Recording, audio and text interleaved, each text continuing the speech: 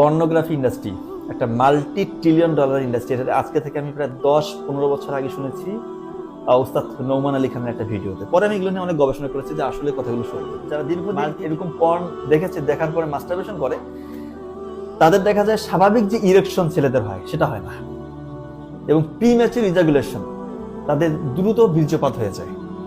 এগুলো আমি আজকে ওপেন কথা বলছি, কারণ এটা বলতেই হবে, কারণ যারা দীর্ঘদিন পর্নে আসক্ত তাদের ডেফিনেটলি এই সমস্যাগুলো তাদের হবে।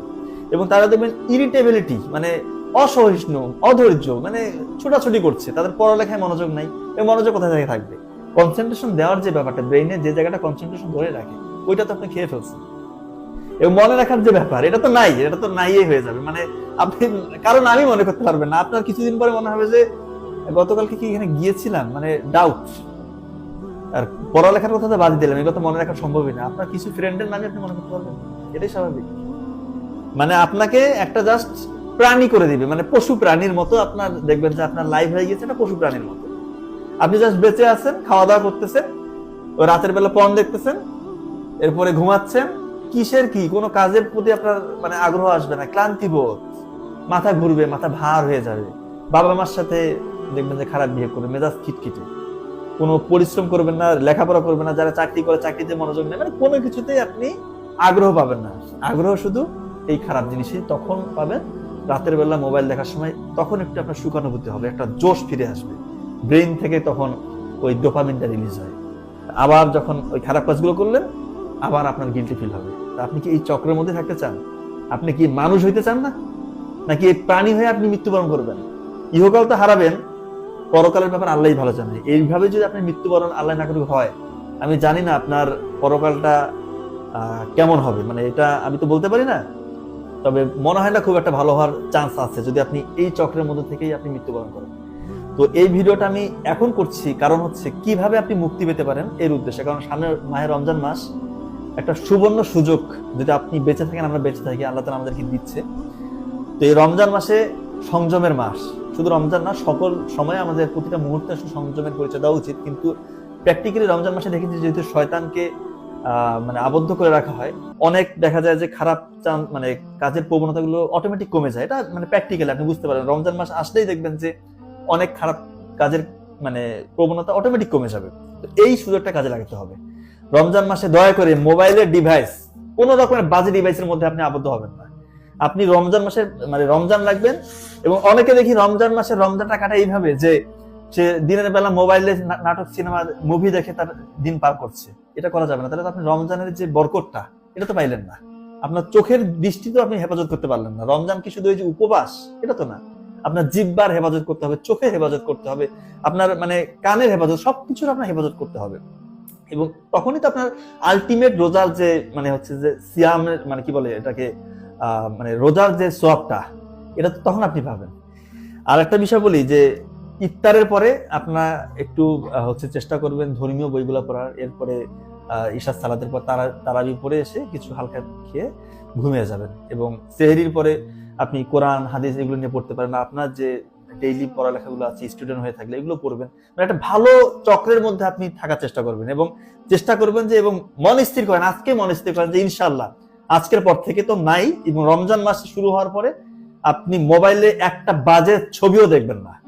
মানে নাটক, সিনেমা তো দূরের কথা, একটা বাজে ছবির দিকে আপনার চোখ গেলে চোখটা আপনি সরিয়ে নেবেন। এভাবে ধীরে ধীরে যখন ব্রেইন কিন্তু মারাত্মক, নিউরোপ্লাস্টিসিটি একটা কথা আছে, নিউরোপ্লাস্টিসিটি বলে একটা কথা আছে। ব্রেইন একটা জিনিস বারবার যখন করে তখন সেটাতে সে অভ্যস্ত হয়ে যায়, এবং তখন তার ওই কাজটা করতে ভালো লাগে। এই যে যারা পর্নোগ্রাফিতে অ্যাডিক্টেড হয়েছে, তার মানে সে কি ছোটবেলা থেকে পর্ন অ্যাডিক্টেড ছিল? কখনোই না।